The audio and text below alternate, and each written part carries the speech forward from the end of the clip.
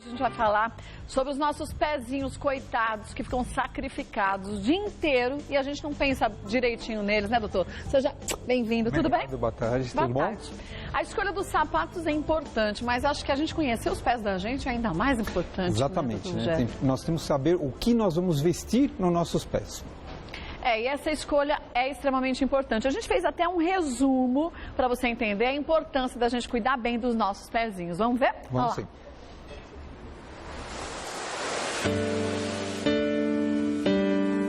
Pé de moleque, pé d'água, pé de pato, pé de guerra.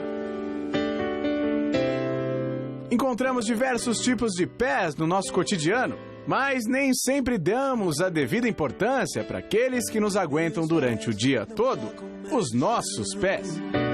Meus olhos não veem a minha direção, da minha boca saem coisas sem sentido. A gente anda, sobe escada, corre, dança, pula, enfim. Dificilmente damos descanso para os pés e esse mau hábito pode refletir no nosso corpo. Eles exercem várias funções que têm ligação com a postura, com o equilíbrio, além de ser um alerta para todos os outros tipos de problemas. Por ser o principal suporte do peso do corpo, o pé é responsável pela boa execução dos movimentos e merece uma atenção especial. Um alongamento, uma massagem, uma higiene adequada e pronto. Esses cuidados, com certeza, vão dar pé. Tudo vai dar pé. Tudo vai dar pé. Tudo vai dar pé. Everything. Agora você imagina, eu conversava com o Dr. Rogério aqui, a maior parte das pessoas, principalmente das mulheres, reclamam de dores nos pés, de calosidades, muita gente tem joanete, isso tudo podia ser evitado se a gente desde o início usasse sapatos corretos, Dr. Rogério? Na verdade, o que a gente tem que buscar é o equilíbrio, né? Então nós vamos usar o sapato para aquele momento que a gente precisa. Existem momentos que a gente precisa usar o sapato social, que ele vai ficar apertado, mas é só um momento. A hora que você vai fazer esporte, você usa um sapato adequado, que você vai fazer uma caminhada, você usa um sapato adequado. Quando ficar muito tempo parado na mesma posição, outro tipo de sapato. Então, a arte está em escolher o sapato certo para aquela ocasião. É em equilibrar, né? Exatamente. Então, tem hora que para a mulher é indispensável o salto alto, numa festa, num momento importante, vai ter que usar e não vai ter jeito. Por outro lado, numa situação de maior conforto, vai usar um sapato que deixa relaxado. Bom, temos mitos e verdades. Vamos ver o primeiro deles, olha, que aí a gente já vai se situando direitinho. Usar o mesmo tipo de sapato todo dia é o ideal. Não, né? É o oposto, né? É exatamente isso. A gente vai trocando para buscar o equilíbrio. Então, se um dia ou uma hora desse dia eu uso um salto alto, no restante do dia eu busco um salto intermediário, um equilíbrio, tênis, né? Exatamente. O conforto do pé. Vamos ver mais um? É a altura do salto isoladamente que importa. Não, todo o sapato, né? O sapato aqui não é só o problema do salto, né? É o problema dele inteiro. Agora, quanto mais fino o salto, e se ele está posicionado muito para dentro, é difícil da gente se equilibrar. Muda o ponto de equilíbrio, o ponto de apoio. Então, dá uma dificuldade, e não só para o pé, mas para a própria coluna, para a perna, o equilíbrio. Vai precisar de uma musculatura preparada para usar isso. E, normalmente, a gente que usa salto alto direto, não é mais meu caso, mas já foi por muitos anos, a gente sente um encurtamento da panturrilha, né? Isso é normal, né, acontecer. Na verdade, esse tipo de sapato, e várias mulheres têm que usar isso durante 8, 9 horas por dia, tem sim um encurtamento. Aí quando colocam um sapato mais baixo, apresentam dores nas pernas, dores nas costas, né? E o tratamento é exatamente o alongamento e diminuir o uso desse tipo de salto. Sabe que eu tinha muita cãibra na batata da perna. Exatamente, porque você não tem musculatura suficiente, a musculatura está curta, retraída. E tem alguns exercícios, gente, na musculação que a gente pode fazer para fortalecer a panturrilha. Sim. E a panturrilha tem uma função importante também, porque ela vai bombear esse sangue da forma correta. Na verdade, né, isso começa na sola do pé, na planta do pé tem uma coisa que a gente chama de coxim venoso. É como se fosse um colchão, uma esponja, cheia de vasos sanguíneos, e quando a gente pisa, ele faz um movimento jogando o sangue de volta para a perna. E aí a perna bombeia e traz de volta para cima. E quer dizer, se você tem uma flacidez nessa batata da perna, nessa musculatura, e se os seus pés também não têm a pressão adequada e a forma certa de pisar, você acaba tendo uma má circulação. Exatamente. Esse tipo de de sapato impede que isso aconteça. Veja, nós não estamos aqui criticando esse tipo de uso de sapato, mas ele existe um momento certo de ser usado. Muito bem, vamos ver mais um. Mito ou verdade? Andar descalço é um dos maiores inimigos do pé. É exatamente o contrário, né? Andar descalço é uma coisa que a gente recomenda, que faz bem para o pé.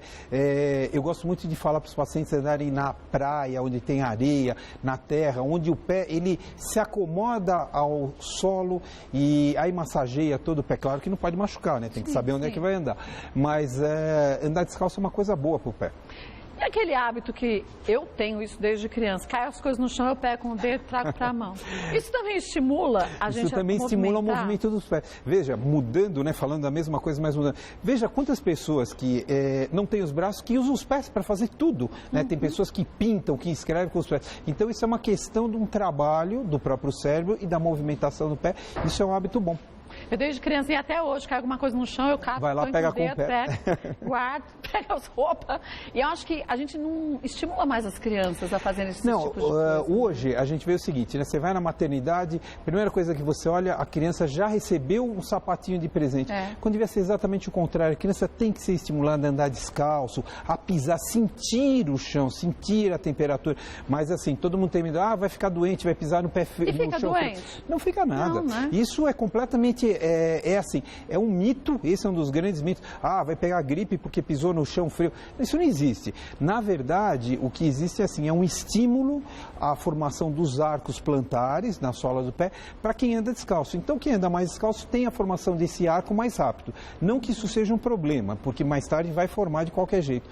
Mas isso é um estímulo, sentir o chão. A gente entra em contato com o mundo pelo pé da gente. Se ele estiver descalço, a gente vai sentir o mundo melhor.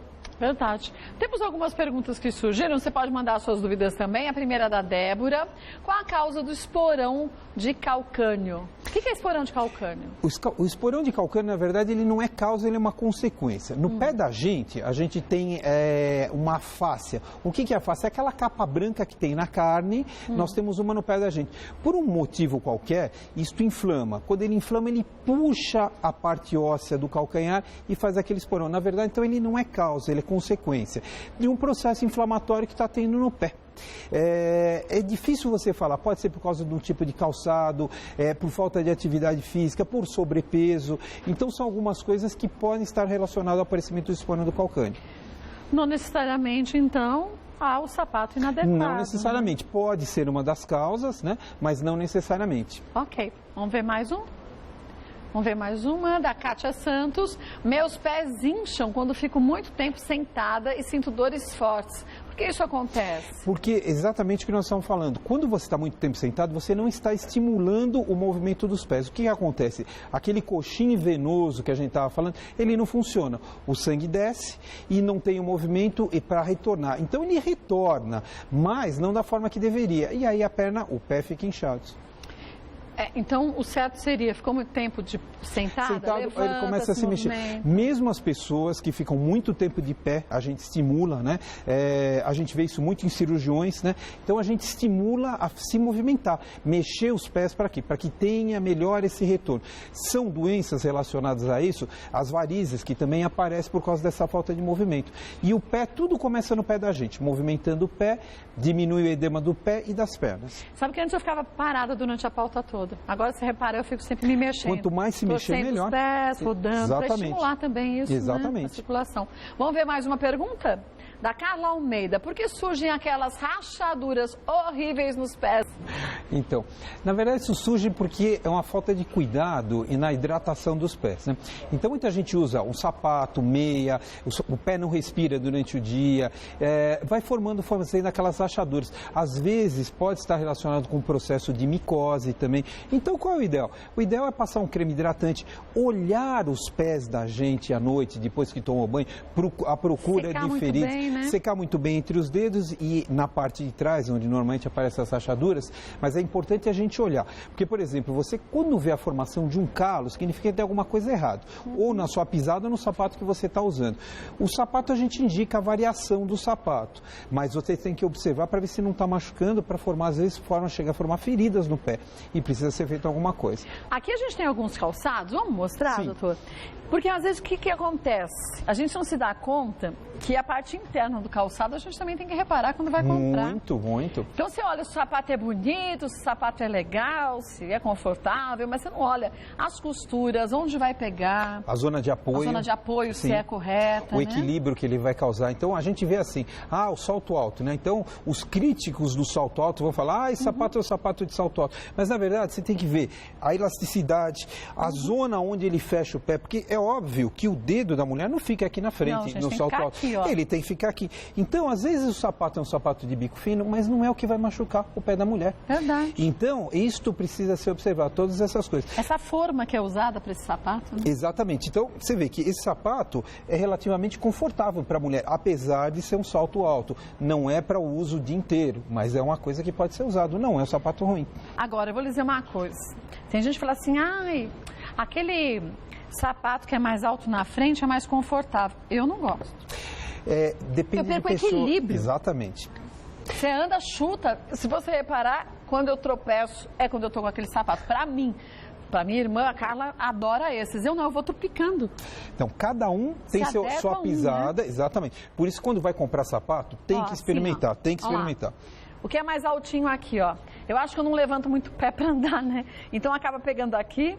E eu, particularmente, não gosto porque eu acabo caindo. Tem quem prefira saltos Tem assim, gente né? que prefere assim. Mas é aquilo que eu falei, é de paciente para paciente, é individualizado, né? A coisa. Agora, totalmente sem salto, as rasteirinhas, isso é legal? Não, isso daqui é uma coisa que a gente faz a crítica, né?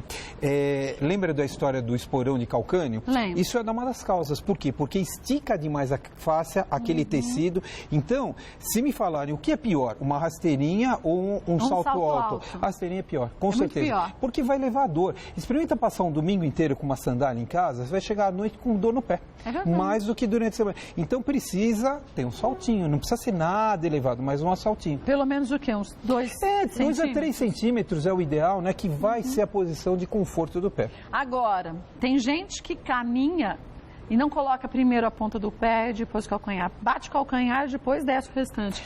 Esse impacto também é prejudicial, Também. né? Aí vai depender da pisada de cada um, né? Então vai ter que ter uma adequação do jeito de andar. E isso, conforme o tipo de calçado, você pode corrigir ou melhorar a posição do paciente. Hoje em dia existem palmilhas que fazem que são palmilhas que você vê qual é a sua pisada, qual o conserto, se faz uma palmilha de acordo com o que você precisa. Exatamente, né? Principalmente para atividade física, né? Apesar que eu tenho uma posição que assim, a gente vê a palmilha no tênis, que já foi estudada para aquele tipo de palmilha. Eu acho que ali não deve mexer. Mas no sapato, a pessoa faz. Né? Porque não tem o estudo, aí você pode sim colocar uma palmilha que adeque melhor. Só que tem que pensar, quando vai colocar uma palmilha, normalmente precisa comprar o sapato um pouquinho maior, para não apertar, porque senão ele vai te apertar lá dentro. Tá. Agora, os tênis, você disse bem, hoje em dia existe uma tecnologia tão grande em relação a isso, que a gente encontra algumas lojas específicas que você também faz o teste, o vendedor vê qual a pisada que você tem e quais os tênis corretos, estudados, para que você tenha um bom desempenho, né? O que a gente fala é o seguinte, não existe a melhor marca, existe a melhor marca que se adequa ao seu pé. Então, o que serve para mim não serve para outra pessoa, o tipo de pisada. Quando a pessoa vai comprar um tênis, precisa saber primeiro para o que ele quer. Se ele vai jogar squash, se ele vai jogar tênis, se ele vai jogar basquete, se ele vai só correr. Então, cada tênis tem o seu jeito. Você vai, experimenta alguns, não é o primeiro, ficou maravilhoso, vou levar esse. Não, experimenta outros, porque às vezes tem um outro melhor ainda. Então, é isso que a gente tem que fazer. E, às vezes, tem o pior, e ele já sabe, olha, esse não me serve. Quem tem tem muita gente que faz isso, que sua demais nos pés, então aí vai escolher também um tênis com uma ventilação diferenciada. Exatamente. Né? O ideal é que isso custa caro, né? O ideal é assim, você faz esporte hoje, esse tênis fica parado 48 horas, você só vai usar ele dali um outro dia. E tem um tênis para ir juntando. Só que isso custa caro, revezando. Só que tênis é uma coisa cara, né? O sapato mais caro que tem. Às vezes não dá para fazer isso. Aqui no Brasil, a gente tem que garimpar bastante. Tem lugares que a gente encontra as mesmas marcas baratas, mas anda, viu? O problema do dólar, eu acho que no Brasil está mais barato. Agora tem essa Agora também, tem essa disparada geral. Bom, vamos ver mais uma pergunta? É da Adriana Camargo. Os sapatos podem gerar alguma deformação nos dedos dos pés? Pode, por exemplo, né, se você pega, existem meninas que começam a usar salto alto e bico fino aos 14 anos de idade e só vão tirar aos 60. É óbvio que isso vai causar algum tipo de deformidade no pé, principalmente se já existir alguma tendência. Mas isso você modela, acaba modelando seu pé lá dentro. Pode causar deformidade, sim. Quer dizer, se você sabe que você já tem na família alguns problemas relacionados a isso, tem que tomar mais cuidado, é? Aqui a gente tem, ó, o dedo em garra e o dedo em martelo, causados justamente por sapatos inadequados? Muitas vezes sim, mas existe também uma tendência genética ao tipo da pisada. A culpa nunca é só de uma coisa. Normalmente você tem alguns fatores associados, né, que podem estar causando isso. Muitas vezes a falta de atividade física e muitas vezes o peso da pessoa também faz o pé sofrer muito. Mas se eu já tenho uma tendência a ter o dedo em garra, o dedo em martelo, a joanete, eu ainda uso um sapato inadequado? Vai ter que escolher um sapato adequado, né? Ou vai acabar fazendo, mesmo com o tratamento cirúrgico, a pessoa vai ter que escolher o sapato adequado. Não dá para você fazer. Quando a gente faz uma cirurgia, eu costumo falar, nós não fazemos novamente a pessoa, a gente está arrumando. Sim. Então, não é só a cirurgia, é todo um conjunto que vai fazer aquela pessoa se sentir bem. O mesmo vale para a base do pé, né? Exatamente, para toda a posição. O pé é uma coisa complicada. A gente mexe quando é necessário, quando o paciente tem dor, quando causa algum problema. Porque nunca se mexe no pé por estética, essa é a primeira coisa, porque você pode transformar um pé feio, entre aspas, num pé dolorido, o que é muito pior. Então você vai sempre adequar aquele paciente ao tipo do calçado, reservando o tratamento cirúrgico para quando você não tiver mais o que fazer. O pé chato dá muitas dores mesmo? Depende de paciente para paciente e do tipo de calçado que vai ser usado, né? Pé chato você vê às vezes em homem, você consegue colocar a palmilha. A mulher, como existe uma variedade muito grande de calçados, você sempre acaba adequando algum tipo de calçado ao tipo do pé da pessoa. O pé cavo é a mesma coisa. Porque isso aqui é uma inclinação extremamente acentuada. Exatamente, né? Mas isso precisa ver, o pé cavo é um pouco mais raro, não é tão frequente, precisa ver se não tem alguma alteração neurológica também. E para cirurgias, ele responde às vezes melhor até do que o pé plano. O pé plano a gente não mexe cirurgicamente, o pé cavo algumas vezes. Antigamente, tempo que eu fui criança, que faz tempo, quando a gente tinha pé chato, a gente usava aquela botinha horrorosa, ortopédica, não sei se hoje ainda é indicação, e que a gente brigava com os irmãos, era chute na canela que a gente vivia roxo. E a minha canela ficou torta, se você ver a altura do raio da botinha. Hoje em dia, há indicação para todo mundo dessas botinhas? Nenhuma, né? Não se faz, mas descobriu-se que isso vai se corrigir espontaneamente. Às vezes, os pais chegam para a gente no consultório desesperados, porque meu filho está com o pé torto, o quadril torto, e às vezes passam em 10 médicos, e às vezes acaba passando em um, inescrupulosamente, que acaba indicando alguma coisa para tratar os pais e não as crianças. Não existe necessidade. Existem alguns pés, sim, que precisam de tratamento, mas 99% dos casos não tem. Deixa a criança crescer, estimular, andar descalço, que o problema vai se resolver sozinho. Meu filho mais velho, esse ano vai fazer 28 anos. Ele nasceu com as perninhas de cowboy. Sim. Usava um sling. Não sei se ainda usa hoje. Não usa também? Não se usa mais. Era um que você punha aqui, invertia. Rolava na perninha, punha no pezinho para puxar aos pouquinhos a perna para dentro, quer dizer... Judia da criança, desnecessário. Né? Antigamente. Existem algumas deformidades que ainda é necessário esse tipo de tratamento, né? Nós não estamos generalizando, mas a grande maioria dos casos... Não, eu também cheguei a usar e meu pé não melhorou nada, continua plano do mesmo jeito. E não me faz mal nenhum, não tenho dor no pé, tenho uma vida normal. A gente tem que acompanhar a tecnologia. Eu perguntei até isso pro Dr. Rogério, sabe por quê? Aí a gente chega no médico, o doutor Rogério vai falar assim, não precisa usar a botinha. Eu falo, tá vendo? Não devia ter trazido aqui, porque eu usei e foi tão bom. A tecnologia na medicina vem justamente para isso, para a gente substituir algumas técnicas que no passado eram usadas por outras que já se percebeu através de prática e através de estudos que são muito melhores, né? Eu vejo uma coisa, né? Eu sou formado há 26 anos. O que mudou a medicina? Mudou muito, muda a cada 2, 3 anos, a gente vê assim, né? A evolução tecnológica é muito grande, você entende? Então, o que eu fazia, né, na cirurgia de coluna há 25 anos atrás, hoje assim, é muito atrasado, são coisas que não se faz mais. Então os riscos diminuíram muito, a gente tem uma tendência a operar menos, mas operar com muito mais precisão, né, das coisas, observa-se muito mais, é menos intervencionista no sentido de botar órteses, próteses, tudo, e aguardar, porque muitas vezes a natureza faz o papel dele, faz muito bem feito. Conforme a criança vai crescendo, vai se readequando, né? Vamos ver mais uma pergunta? Da Eliane Isaías. Meus pés esquentam muito. Parece que eu estou pisando em brasa. O que será que pode ser? Então, aí a gente precisaria estar vendo primeiro a idade dela, né, para ver. Pode ser uma alteração. Pelo visto é novinha, se for exatamente, ela, né? Tem um bebê ali. Então, precisa ver se ela não tem varizes, tem um problema vascular, né?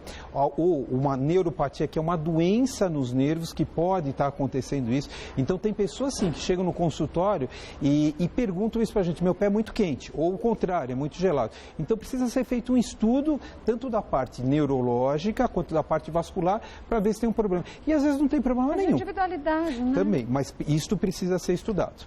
Então, Eliane, vá a um ortopedista para você ver direitinho se você tem algum problema ou não, né? Sim. Vamos ver mais uma? Margarete Barreto, o que causa o Joanete? Existe tratamento? Então, nós estamos falando, o Joanete existe uma tendência genética familiar, então a gente vê muito nas mulheres acontecer isso, né? O sapato pode causar o Joanete e também pode aparecer sem causa nenhuma, não tem sapato, aparece no homem. O tratamento vai depender dos sintomas do paciente. Se o paciente tiver dor, você às vezes é obrigado a acabar operando. Esses espaçadores entre os dedos às vezes ajudam, mas não curam o problema. Aquelas bandagens de proteção também para evitar a dor ajudam, mas não curam. Se você me perguntar como é que se corrige, corrige cirurgicamente, mas só corrige cirurgicamente quando existe a necessidade de uma correção de dor no paciente. Mas tem aqueles artifícios, não tem? Para tirar a dor do paciente. Sim, isso ajuda, né? Muito. Quer dizer, eu já vi um espaçador, porque normalmente o dedão acaba encavalando ou esmagando um outro, eles vão se sobrepondo, para você conseguir readequar o dedão no lugar certo, Sim, né? O que acontece é o seguinte, é que as pessoas acham que a deformidade é só do dedão, quando não é do pé inteiro que está acontecendo aquilo. Então você põe o espaçador numa fase inicial para tirar a dor do paciente e isso resolve. Olha, mas, gente, esse espaço aqui é importantíssimo, porque é o nosso espaço de prestação de serviços. Enquanto você está assistindo a gente, você vai poder tirar suas dúvidas com os nossos profissionais aqui, mas nunca esse momento, que é especial, mas que tem que ser preservado, que é o momento de você ir até o médico pessoalmente saber o seu caso com individualidade. Exatamente. Né? Porque aqui a gente fala de uma forma generalizada. E indo no consultório você vai saber de fato qual é o teu problema e quais são as soluções. A gente faz uma orientação. Né? É verdade. Olha, o site do Dr. Rogério Vidal, vou passar, é o www.rogeriovidal.com.br rogeriovidal.com.br. Lá você tem matérias bem legais, de fácil entendimento, para você entender um pouco mais sobre a sua saúde de uma forma geral. Obrigada, viu? Obrigado, boa tarde. Sempre é bom tê-la aqui, viu? Obrigado.